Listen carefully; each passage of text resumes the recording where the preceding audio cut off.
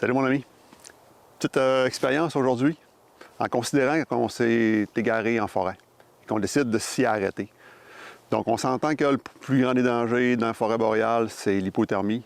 Donc on va se faire un abri, on va se faire un feu, on va s'isoler du sol afin de se protéger de cette hypothermie-là. Mais combien de temps ça va nous prendre? Combien de temps qu'il faut considérer justement l'envergure du travail à effectuer?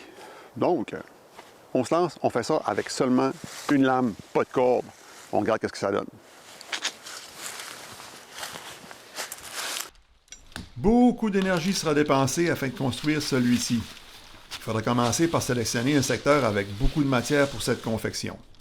Après avoir choisi un terrain en évitant les cavités, on commence à acheminer toute matière susceptible de construire l'abri dans cette zone.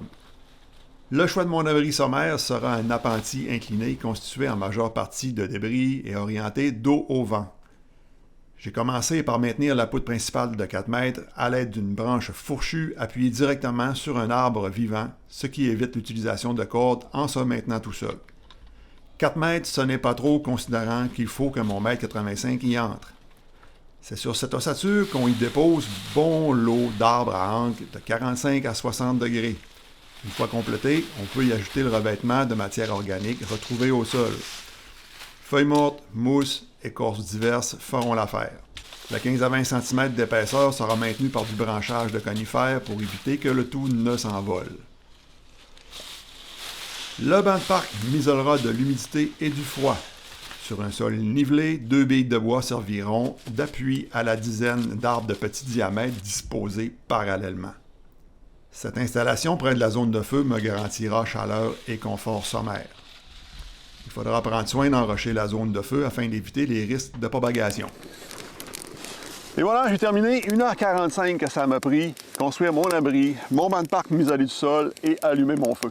Je n'ai pas encore de réserve de bois de fait. 1h45. Les livres disent 2 à 3 heures approximativement. Ils sont loin de se tromper, ils ont vraiment raison. Et puis là, j'ai pas de niveau de stress. J'ai pas la nuit qui s'en vient. Il pleut pas. Je suis dans un environnement contrôlé. J'ai pas la fatigue de la rando.